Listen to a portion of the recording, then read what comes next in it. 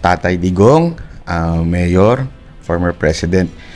Unang tanong ko lang po yung pong lumabas na latest survey sa senatorial, nag-number 1 po kayo. At yun po ang panawagan ng taong bayan, kayo po ay bumalik sa politika para naman po meron silang kakampi. Ano pong masasabi niyo po dito sa senatorial na nag-number 1 po kayo? Sa iyo lang ako nagpa-interview nito. Marami na kasi nagtatanong paski doon sa siyudad ko sa Mindanao. Wala akong naibigay na sagot. Ayaw kong magpa-interview kasi ayaw kong sumagot. Pero titignan ko yung panahon. Hindi dahil sa gusto ko, ayaw ko na. Tapos na ako sa politika, dumaan na ako pagka-presidente. Wala nang sa akin na meron pa akong ambisyon. Wala nang akong Kaya lang, kung sakali merong compelling reason na kailangan ang boses ko, pwede kasi magsalita ako sa civilian, but wala kang platform, not unlike a senator. Ang platform mo is that you're a government official, tapos from time to time you have to say something and also to participate in the lawmaking process sa Congress. Ang masagot ko sa iyo, prangka-prangka, kung may rason, if there is a compelling reason na kailangan akong lumabas uli at pumasok sa politika, hindi na politika dahil gusto kong politiko, kung kailangan yung boses ko para marinig, I have to say something that is that is for my country, whether it is really a negative o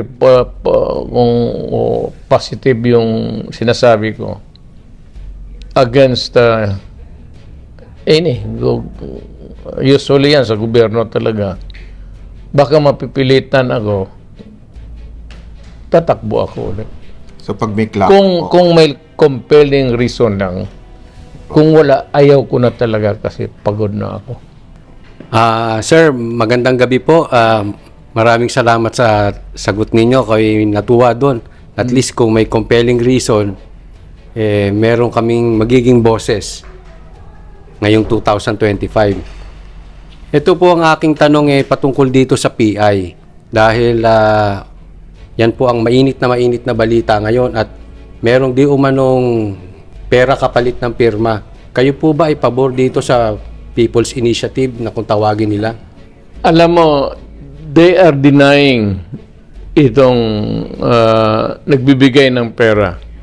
But in some provinces or congressional districts for that matter, talagang nagbibigay ng pera, nag-umpisa na.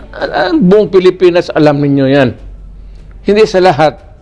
Hindi pa kasi na full-blown talaga. But meron nang nag-umpisa, nagbigaya na. Nagpapirma na, tapos napagbigyan. Nabigyan. So, ang totoo niyan, huwag na tayo magbulahan. Halata naman talaga at alam ng tao. Kung ano lang ang totoo, sabihin mo na lang para wala nang problema. Nabigyan namin, ganon. Pero kung if you start to amend a constitution and you start by buying the signatures of the Filipinos for it to start the process, daanin mo sa bayaran, wala ngang eleksyon.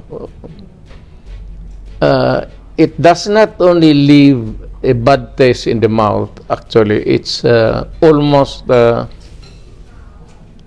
how would I term it, repugnant, a disgraceful act. So, hindi ako pabor kung gano'n, hintuin na lang nila. Hindi pa ako nagsasalita kasi tinitingnan ko, pero kasi yung denial ngayon lumabas, yung araw na to, hindi naman totoo. Kasi sa ibang probinsya, pati doon sa syudad ko, sa ibang distrito, nag-umpisa na ng bigayan. So, wag na, alam mo itong Pilipino, may gagawin ka, tapos may tinanong ka, you deny. Mag-disclaimer ka kaagad. Puta, bakit mo gawin? Tapos, yung pala na maghugas ka lang ng kamay. So, why bakit mo pa gawin? So, kung gawin mo, kailangan, the position is that you want the signatures kaagad because you want to change the Constitution. And that Constitution, gusto ninyong madalian, kaya kayo namimigay ng pera. Ang end result nito is that a new Constitution, if ever, it will just destroy the nation. It will open the floodgates of political abuses, pati the perpetuation of powers. Kung sino ngayon gusto nilang tumuloy-tumuloy. Hoy mga gago, kung mga ulol kayo, itong demokrasya natin sa Pilipinas, palit-palit ito. Ang problema, pag nandiyan kayo nakapwesto, gusto na ninyo habang panahon, hanggang apo ninyo sa... alam mo, demokrasya to. It simply means that at least there is, over time, we have to go into electoral process. If you are retained by the people, it's because you are performing well, hindi ka corrupt, maganda ang record mo.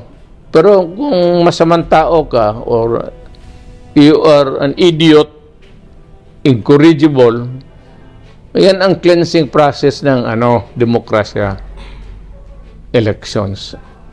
So, wag na tayo dyan yung, kasi ang maganda naman ang konstitusyon natin. Wala namang nangyayari. Wala namang patayan, walang dahil lang sa konstitusyon. Ang kalaban natin yung NPA, pero wala na halos. Tapos na. So bakit pa tayo magpasok ng masakit ng ulo na alam ninyo na para talaga sa in order to, you want to stay in power. Hindi na ganun nga ang gobyerno, Adre. Ang gobyerno dapat palit-palit. Huwag mong suluhin. Kaya nga may election para kung ayaw ng tao sa iyo, mapalitan ka. So, do not with the Constitution because it would mean only trouble for our country. We're okay. Wala tayong problema. Sa ngayon, wala talaga. Huwag ninyong umpisahan kasi wala kayong every election, every president ang pumapasok sa ulo is to change the Constitution. For what? Alam mo kung bakit? Gusto lang to open as para ma-elect sila or ma-perpetuate or extension of terms. Walang ganunan. Demokrasya to eh. The Philippines is a democratic state. It provides for an election for an orderly change of government from time to time. It's a cleansing process. If the people cannot stomach your idiotic or maybe mediocre performance, hindi maghanap ang tao na bright at saka marunong. Huwag tayong pumasok dyan sa mga gano'n. Wala na kayong maisip every term of a new president. Nandiyan papasok talaga yung constitutional change. For what? Para na magulo. Sabi ko nga, huwag ninyong personalin itong gobyerno. Hindi ito monarchy na pag namatay ka, ipasok mo yung anak mo, pati pinsan mo, pati kapatid mo sa labas. Itong gobyerno na ito, para sa matitinong Pilipino. Yung mga ugok dyan, huwag na yung umpisahan yan gano'n. Maguguluhan na tayo dyan. Magkagulo lang. Baka akalain ninyo, gusto ninyo. Remember na marami tayong sektor.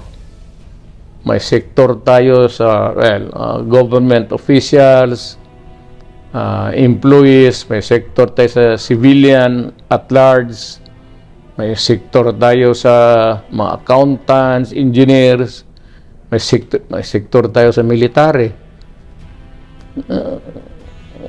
Huwag din nyo masyadong kasi hindi naman lahat maluluko ninyo. Alam na lahat ng mga sektor na yan na kalukuhan to. So huwag ninyong ipilit. Magkagulo lang. Hayaan, huwag yung konstitusyon pang permanente yan.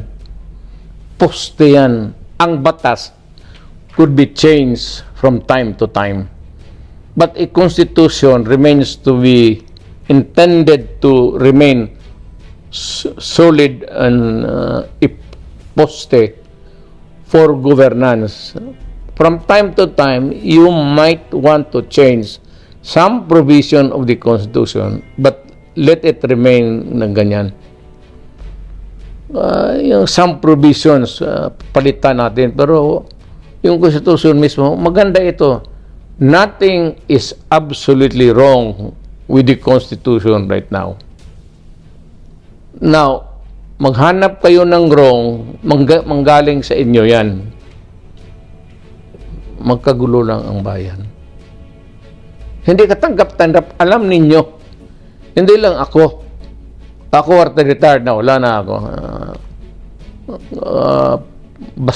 Ano na ako. Piece of paper na lang ako. Pero ang sinasabi ko lang yung wisdom, pati yung gusto ng tao. Huwag ninyong ipilit yan. Kasi kung ipilit ninyo, mapipilitan rin ako magsalita in public. And I might campaign against it actively. PRRD in connection po doon sa question ni Banat nung una. Matindi po ang clamor ngayon para kayo po ay bumalik sa politika. And nabuhay po ulit yung pagiging patriotic ng mga Pilipino nung nakikita po nila na active kayo ulit sa politika in terms of pagkokomentaryo. Meron po ba kayong gustong sabihin sa mga Pilipino na talaga namang sumusuporta sa inyo? Ako ho'y kontento na. Ako ho'y komportable na. Ako ho'y maligaya na sa binigay ninyo na panahon na ako maging presidente. Tama na ho yan para sa akin. O wala na akong mahingi pa sa tao. Ayaw ko na. Ayaw ko na. Pagod na ako. May mga anak ako ng mga politiko. So, hinayaan ko na lang sila sa buhay nila. Pero ako personally, ayaw ko na. But sabi ko nga, I would connect it with the a previous question that a possibility might arise that I might run for senator. I said it must be a compelling reason, not just a pang politika. Kung politika pang sweldo, okay na ako sa retirement ko. Kakain ako 3 beses isang araw. I do not need the money. I am not really young. I'm old. I'm tired. I'm through. wag lang sana akong mapilitan na magtakbo because I have to be there in the midst of governance para marinig ang boses ko. Kasi ako from the outside, wala akong masyadong, well, not really the clout, but the message might not really be that clear to the people. Ngayon, kung senador ako, magsabi ako, alam mo ito, masama ito para sa atin. Huwag natin gawin ito na every time na may constitutional change. Yung constitution pang permanente yan eh. Then, somebody started to, I said, nga wala na tuloy hinto na ito. Hintuan na natin ito. Hintuan na natin ito. Tumahimik na kayo dyan para... Namimiss po nila yung gikan sa masa nyo po na programa. Di ba, bumalik na po ang SMNI. Sana daw makabalik na yung gikan sa masa. Oo. Yun ho ang plano ko para alam mo, idol kita, baka mamimik, masundan ko yung style mo, pang-probinsya lang man yung akin, hindi naman pang ano yun. Para rin na makapagsalita ako sa mga issues. I might I do not want to be a part of a conundrum thing, ingay dito, ingay doon, but just to give a simple advice to everybody, either against a certain measure or for a certain program. Ganun lang yan.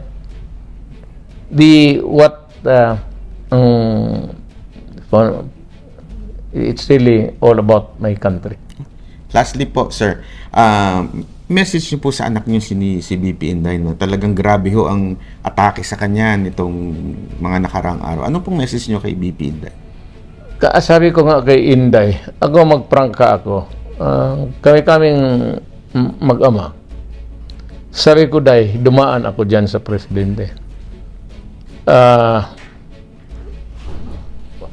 Pardon my statement this time. Sinabi ko sa anak ko, wala kang makuha dyan na, wala kang mapala. Trabaho ko lang every night, magdating yung papeles na ganun. Matapos ka sa opisina alas 10, alas 9, alas 11. Magkain ka tapos hindi mo na pirmahan. May pirma yan doon sa tao na yung executive secretary whom you trust. But the problem is, kung abogado si Inday, basahin mo talaga. Kasi takot ka magkamali eh. Makatapos niya mga alas 6, alas 7 ng umaga, matulog kami saan hanggang alas 12. Tapos alas 2, ligo. Punta. Ganon ang buhay mo. Para kang clerk. Sa totoo lang. Kung wala ka namang ambisyon other than really just being there sitting as a president, sitting meaning doon sa silya, wala ka kwenta-kwentang buhay. Pati yung ulam, baski gaano ka husay ng cook. Pagdating mo sa wala kang gana palagi. Kaya natuloy ako pumayat. Buti naka-recover ako dahan-dahan na ngayon. Wala talaga, sabi ko. Ako sabihin ko sa kanya, if it's only kung ano lang na wala kang makuha. At saka maliit yung sweldo, makukuha mo yan dyan sa sa kaliit ng sweldo ng yawa na yan. Makukuha mo sa labas kung mag-practice ka. Pero kung sabihin mo na is there something in the presidency that would make you happy? Wala ho. I will not give it to anybody else. Kayo yung iba nang nagkikinig, talagang atat na atat kayo, go ahead. Pero para sa anak ko, yun ang masabi ko. But, alam mo, ang buhay, swerte-swerte. Kung ano may swerte niya, I will support her. Whatever that may be in the future.